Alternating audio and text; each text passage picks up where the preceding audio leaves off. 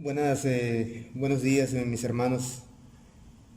Vamos a abrir nuestra Biblia en el Evangelio de Mateo nuevamente. Vamos a continuar con esta secuencia de predicaciones que traemos. Y vamos a abrir nuestra Biblia en Mateo capítulo 9, de los versículos 18 al 26.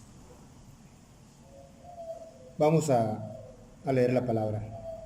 Mientras él les decía estas cosas, vino un hombre principal y se postró ante él diciendo: Mi hija acaba de morir, mas ven y pon tu mano sobre ella y vivirá. Y se levantó Jesús y le siguió con sus discípulos. He aquí una mujer enferma de flujo de sangre desde hacía 12 años, se le acercó por detrás y tocó el borde de su manto, porque decía dentro de sí: si tocare solamente su manto, seré salva. Pero Jesús, volviéndose y mirándola, dijo: Ten ánimo, hija, tu fe te ha salvado. Y la mujer fue salva desde aquella hora. Al entrar Jesús en la casa del principal, viendo a los que tocaban flautas y la gente que hacía alboroto, les dijo: Apartaos, porque la niña no está muerta, sino duerme. Y se burlaban de él.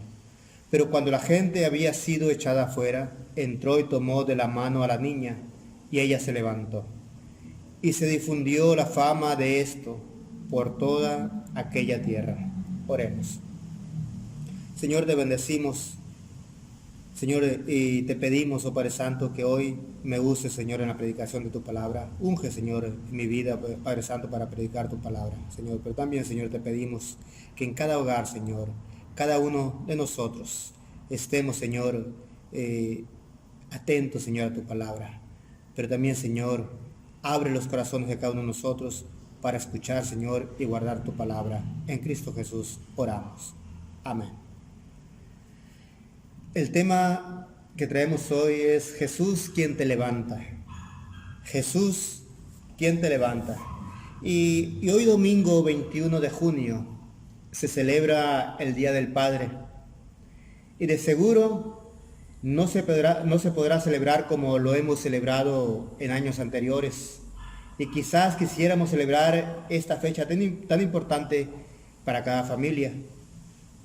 Pero debido a la situación de la pandemia que estamos pasando, las cosas serán diferentes. Lo que sí es muy seguro y cierto, que todo padre se desvive por proveer el sustento para sus hijos, y cuando no lo tiene, se preocupa y se deprime. Se dice que es sin igual la concepción de los hijos durante 9 meses por parte de las madres. Pero lo que yo puedo decir, que cuando un hombre se entera que va a ser papá, queda embarazado su corazón toda la vida, porque guarda a sus hijos dentro de su corazón y nunca salen de ahí. Aquí en este pasaje que leímos, vemos a un padre desesperado por causa de la muerte de su hija. Y vemos el pasaje, este hombre que, de acuerdo al Evangelio de Marcos capítulo 5, vemos que este hombre se llamaba Jairo, y este hombre muere su hija. Y cuando Jesús precisamente está cenando en la casa de Mateo, y que llega precisamente los fariseos y se mofan de él porque comía con gente pecadora, y que después llegan los discípulos de Juan y preguntan que si por qué los discípulos, le preguntan a Jesús por qué los discípulos de Jesús comían con las manos sucias, no se lavaban las manos para comer. Y Jesús le responde y por qué no ayunaban, y Jesús le responde que no tenían necesidad de ayunar porque el novio estaba presente con ellos, refiriéndose a sí mismo como el novio. Y es precisamente cuando estaba allí Jesús, es que llega Jairo a la casa de Mateo, se entera que esté ahí en Capernaum, para ser exactos, en la ciudad de Capernaum. Se entera y va Jairo a la casa de Mateo a buscar a Jesús, porque su hija, según el Evangelio de Mateo, había muerto.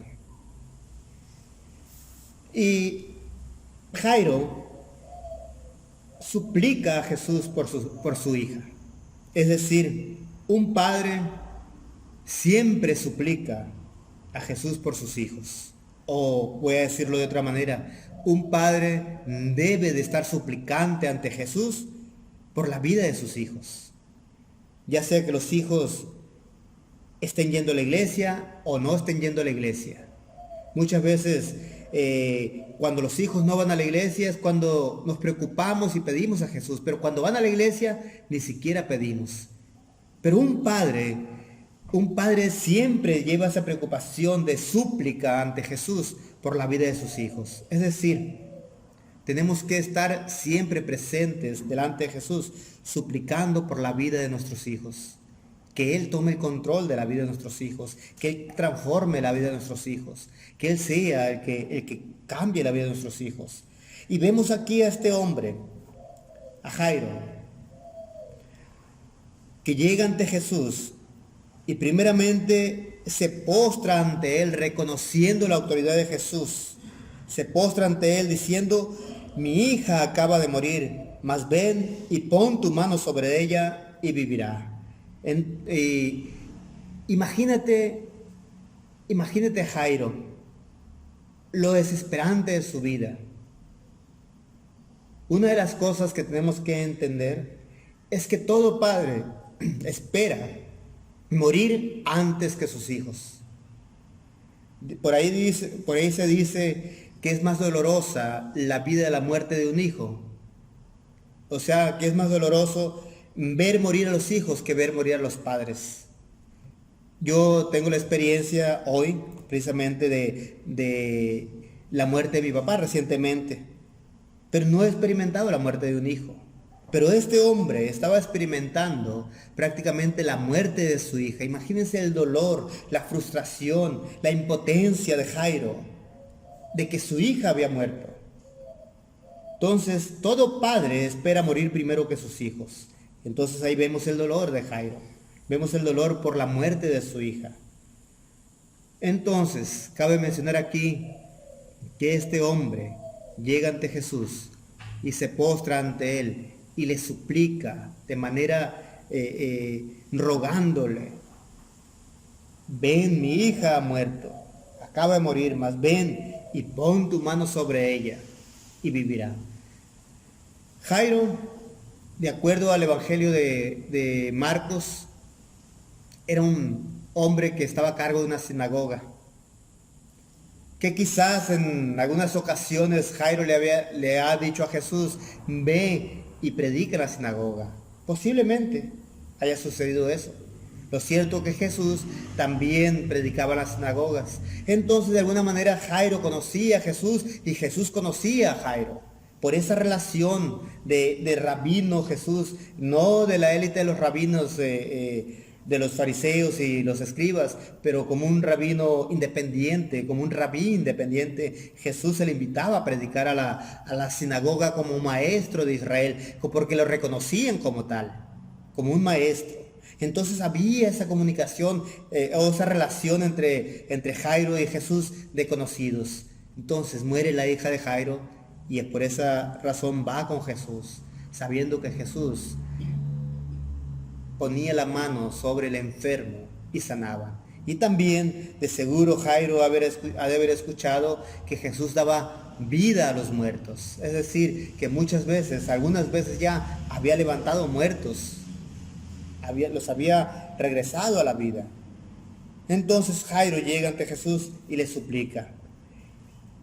Y Jesús, dice la Biblia, y se levantó Jesús y le siguió con sus discípulos. Entonces aquí cabe mencionar que cuando uno va ante Jesús y le suplica, Jesús se pone atento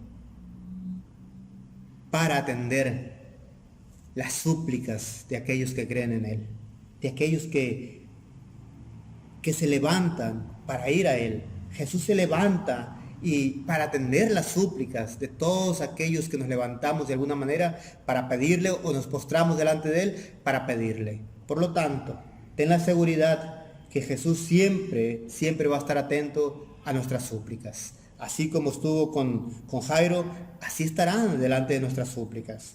Ese es Jesús, el misericordioso, el quien te levanta, aquel hombre, Dios que te levanta, que se levanta para levantarte a ti también. Entonces, dice la Biblia, que cuando Jesús se levanta, dice, y le siguió con sus discípulos, es decir, se levanta Jesús como diciendo, vamos. Y Jairo va adelante y Jesús siguiéndole con sus discípulos. Y en el camino, cuando iban en el camino, dice la Biblia, aquí en el pasaje que leímos, he aquí una mujer enferma de flujo de sangre desde hacía 12 años, se le acercó por detrás y tocó el borde de su manto, porque decía dentro de sí, si tocare solamente su manto, seré salva. Pero Jesús volviéndose y mirándola dijo, ten ánimo, hija, tu fe te ha salvado. Y la mujer fue salva desde aquella hora, dice así la palabra. Si nos fijamos bien aquí, son dos relatos diferentes, pero dos relatos entrelazados y tienen relación uno con el otro. Y ahorita vamos a ver por qué digo que tienen relación, a pesar de que son aparentemente dos historias diferentes, la historia de Jairo en relación con su hija y la historia de esta mujer que tenía flujo de sangre desde hacía 12 años. Pero hay una entremezcla literaria de estos relatos. Dice la Biblia que esta mujer desde hacía 12 años tenía el flujo de sangre. De acuerdo a Marcos dice que ella estuvo yendo con muchos médicos y que gastó toda su fortuna con los médicos y que no había resultado. Al contrario, iba de mal en peor. 12 años yendo con los médicos y no había cura para ella. Y de acuerdo al Talmud, la interpretación de los padres de Israel, esa interpretación que inicia precisamente en Babilonia y una tradición, el asunto de la tradición, los dichos de los rabinos, y cuando habla sobre el asunto de la enfermedad y la salud, da algunas recomendaciones que tienen que hacer los enfermos y más enfáticamente las que están enfermas de flujo de sangre, y daban algunos remedios al respecto. Los médicos se basaban en ello, o eran la costumbre de los médicos o la medicina de aquel tiempo. Y una de las cosas, de los remedios que los médicos daban, eran que la mujer con flujo de sangre tomara ceniza de huevo de avestruz. Fíjense bien, ceniza de huevo de avestruz. Y que dijera en el momento que lo tomara, la ceniza de huevo de avestruz, que la tomara, iba a pronunciar su nombre e iba a decir, levántate, levántate. Si esta mujer se llamaba María, por decirlo así, decía, María, levántate. Pronunciaba su nombre y se decía a sí mismo, levántate. Y otro remedio más era cebada, granos de cebada encontrado en estiércol de una asna blanca. Imagínense los remedios que daban los médicos de aquel tiempo. Entendemos que en aquel tiempo no estaba tan avanzada la medicina como hoy, la ciencia médica como hoy lo está, pero eran los remedios médicos de aquel tiempo.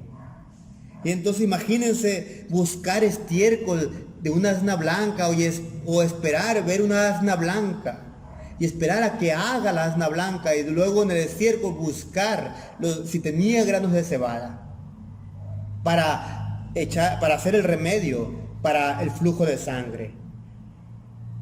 Cebada encontrado en estiércol de asna blanca. Una vez tomados estos remedios, la mujer, nuevamente repito, la mujer decía su nombre y se decía a sí mismo, levántate, levántate. Por esa razón, cuando la mujer por 12 años ha ido con los médicos y no ha tenido ningún resultado, al ver que no había ningún resultado y que ya había perdido toda esperanza en los médicos o en la medicina de aquel tiempo, al ver a Jesús, por esa razón, va con Jesús y lo ve pasar y como se agolpaba la gente, La gente estaba agolpada, estaba cubriendo a Jesús. Y esta mujer, por supuesto, me imagino que cuando ella caminaba, así como leproso, ella también tenía que decir, inmunda, inmunda, cuando pasaba por las calles, caminaba por las calles, porque la ley de Moisés en Levítico dice que todo lo que la mujer menstruosa, la mujer que estaba con flujo de sangre, ya sea menstruando o que estuviera con flujo de sangre, tenía todo lo que tocara, iba a ser inmundo. Por lo tanto, imagínense, 12 años hacía esta mujer. Y por lo tanto, tenía que avisar a esta mujer de que estaba inmunda. Por esa razón, si nos fijamos bien en Génesis, en el Génesis, cuando Labán va a perseguir a Jacob, que se lleva a sus hijas y a las esclavas, las 4 esposas de Jacob, sin despedirse de Labán, y que Raquel roba los diosesillos de Labán, una especie de totemismo, los totem, que eran dioses familiares, que los roba. Entonces cuando va y busca, que le dice Jacob, ve y busca, y en quien esté en su poder tus dioses, que muera. Entonces Raquel se sienta encima de los diosesillos, de los ídolos de Labán, y Labán se acerca a Raquel y dice, no te acerques porque estoy en mis días. Y Labán de esa manera se retira porque era considerada inmunda la mujer que estaba menstruando en aquel tiempo. Por esa razón, esta mujer dice, si tan solo tocar el borde de su manto. Me imagino que esta mujer, cuando ve a Jesús, deja de decir esa palabra inmunda, inmunda. Se arma de valor y dice, si tan solo tocar el borde de su manto, seré salva, dice esta mujer. Y aquí hay que explicar algo sobre el asunto del borde del manto. Los rabinos eran personas que traían mantos y que en los bordes traían filacterías. Y que si se era un maestro de Israel, tenía que andar vestido de esa manera. Entonces Jesús, para ser reconocido como rabí o como maestro de Israel, entonces tuvo que haber estado vestido de esa manera. De otra manera, no lo distinguían como tal. Pero sabemos que era un rabino que hablaba con autoridad, no como los otros rabinos. Jesús hablaba con autoridad. Sin embargo, para que le reconocieran como tal, usaba los mantos rabínicos con todas las filacterías que acostumbraban. Y entonces el borde del manto traía filacterías. Y cuando algún enfermo, o algún discípulo, o alguien que quería preguntar a algún rabino, llegaba ante el rabino y le tocaba el borde del manto como señal de petición ante el rabino, y el rabino volteaba y le preguntaba qué quería.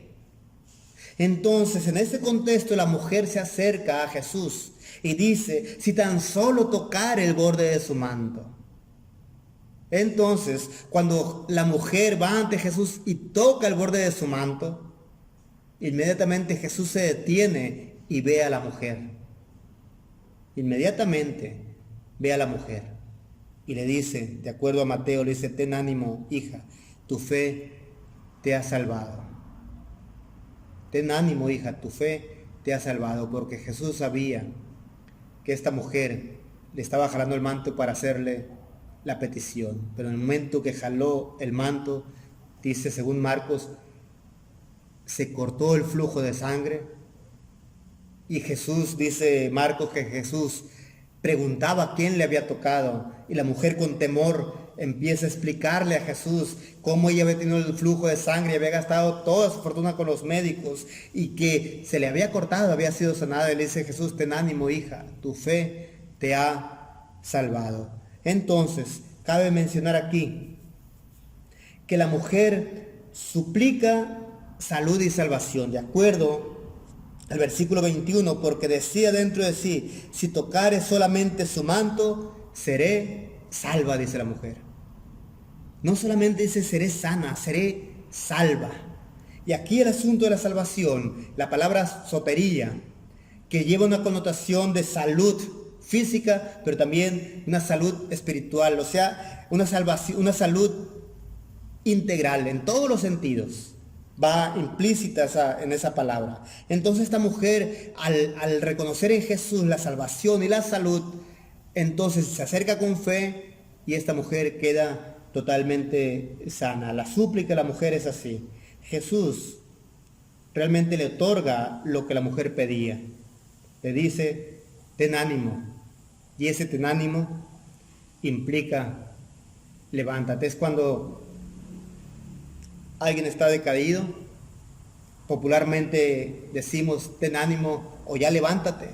Ya deja de estar cabizbajo, levántate. O sea, como diciéndole, ten ánimo. Es lo mismo que Jesús le estaba diciendo a la mujer, ten ánimo. O como decirle, levántate. Lo mismo que hizo Jesús, y se levantó Jesús. A esta mujer llega y le dice, levántate. Y más adelante veremos que también le dice a la niña, a la hija de Jairo, levántate. Entonces, Jesús es aquel que te levanta. Pero una de las cosas que tenemos que ver también, que Jairo llega y dice, mi hija ha muerto.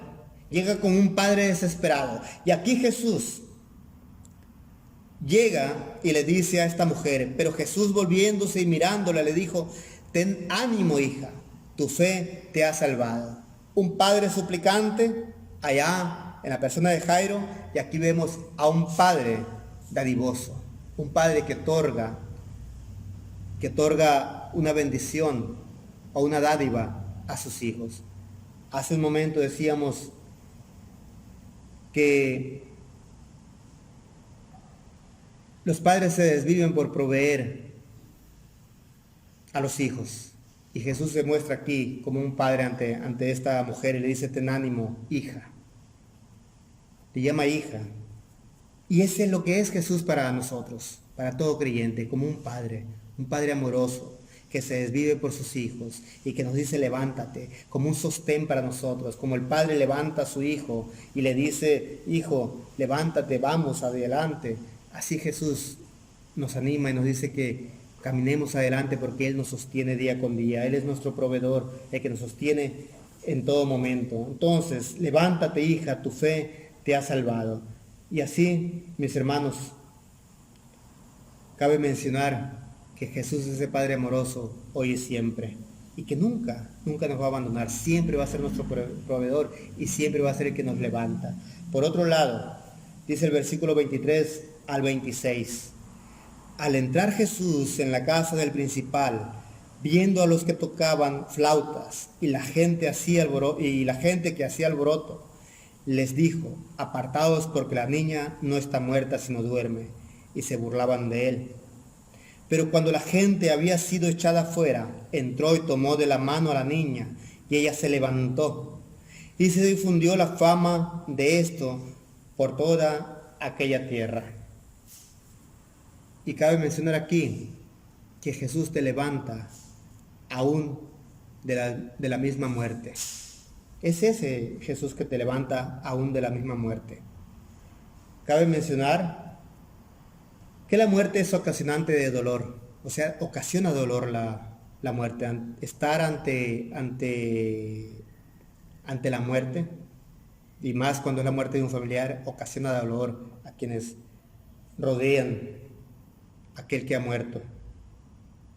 Y lo cierto que cuando dice aquí que al entrar Jesús en la casa del principal, viendo a los que tocaban flautas, eran hombres, y a los que hacían alboroto eran hombres que tocaban flauta en señal de duelo, y las que hacían alborotos eran mujeres las plañideras, estas mujeres que eran pagadas para llorar.